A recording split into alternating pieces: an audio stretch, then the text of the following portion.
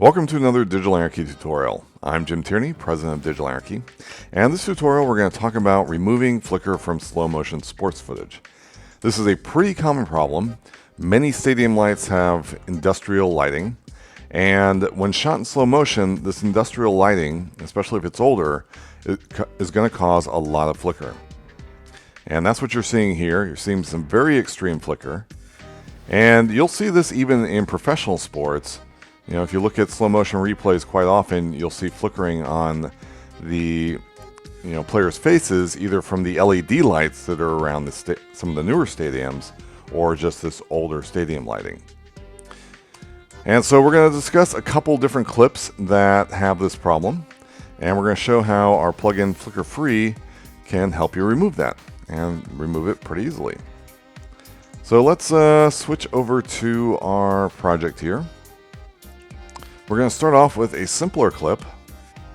Drop that into a sequence. And you can see in this clip we have a shot of a player turning his head, looking out on the field, but we still have all that flicker happening from the stadium lights in the background. And because there's not so much fast moving motion as we had with the receiver catching the ball, this is going to be a little bit easier to fix. So let's start off with Flicker Free. It's in the video effects folder here and down in Digital Anarchy.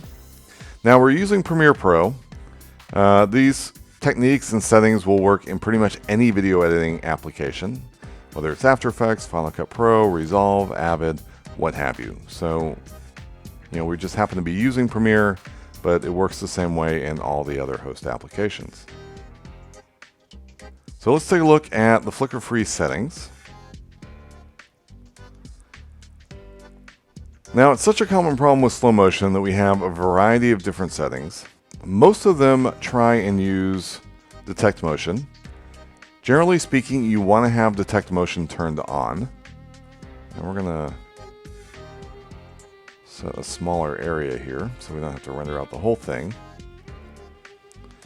You can see with detect motion turned on, the flicker is being reduced, but it's still pretty prominent. It's still pretty obvious that it's there. So the solution to that is to select one of the presets that does not have it turned on and start working with that. Now you'll see that this works better. We still have a little bit of flicker up here on his forehead. So let's see if we can get rid of that. We'll set sensitivity a little bit lower, so that Flicker Free is analyzing smaller areas of the image. And we can play that back. Now you can see the flicker is pretty much gone from his forehead, but we have another problem. And this is the problem that we have with having detect motion off, is that you end up with ghosting or other artifacts. If we turn Flicker Free off, you'll see just how blurred this image got. And so this is a very common problem with having detect motion off. It'll be much more pronounced with the receiver footage because you have so many fast moving objects in that shot. And so how do we get around with that? Because obviously we've gotten rid of the flicker, but now we've introduced this ghosting, which is equally a problem.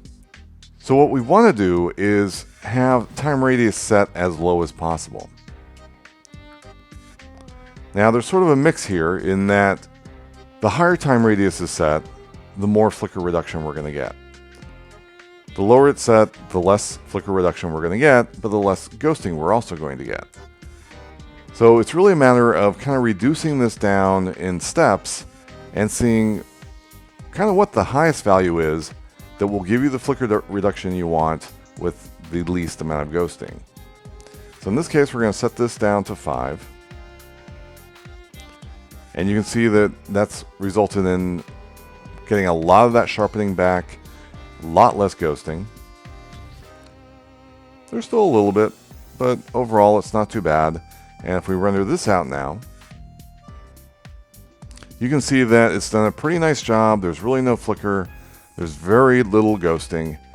And overall it looks like a great shot. Now, a lot of the times with dealing with flicker like this, it's really a matter of trade-offs. What are you willing to Obviously we have a completely unusable shot if we don't have flicker free applied to it. So that's not going to work. And so what settings here within flicker free are going to allow us to get rid of that flicker without introducing other problems. And one other cool thing that you can do at this point, you'll notice this image is pretty low contrast. And so we can come in here and do a quick curves on this. And by increasing the contrast, we've added some sharpening to it. And this is really going to get us back to looking like a really good solid shot. With the viewer focused on his face, you're really not going to notice the little bit of softening that we have over here on his backpack. So overall, great shot. So let's try and take this and apply it to the receiver. Let's jump back to my project. And you'll see how this works when you've got really fast moving objects. So in this shot, we've got a ball being thrown, receiver catching it and starting to run. Now, as you can imagine, in real time, this probably was a couple second shot. And we're going to set this to loop as well. And of course, we have the really extreme flicker. So let's start working on that. Let's get to a point where the ball is in the air. And we'll go back down to flicker free. Apply that. And we'll go to our effects controls. Select our super slow motion. And see what that gives us. All right. So now you can really see the ghosting. You can see the ghosting along the player's torso, his arms. You can see the ball being blurred both forwards and backwards. And this happens because flicker free is analyzing a lot of frames. In fact, with time radius set to 10, it's analyzing 10 frames in front of the current frame, 10 frames behind it, and the current frame for a total of 21 frames. And that's where this ghosting from where the ball was, the frames before it, and where it's going to be, the frames ahead, are caused.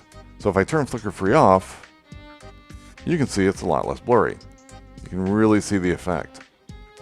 And so we can even render out a little bit of this and see how it looks. Obviously we can see that it's pretty blurry. But let's see how it's done on the flicker. Well, there's no flicker, but we've got ghosting all over the place. So that's not good.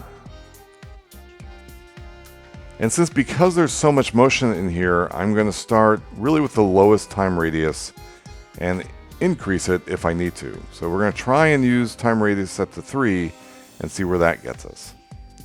And we're going to set threshold to 100. And we're going to render this out. Now you can see we have a lot less ghosting. It looks much more like a normal piece of footage. If we stop this and we turn flicker free on and off,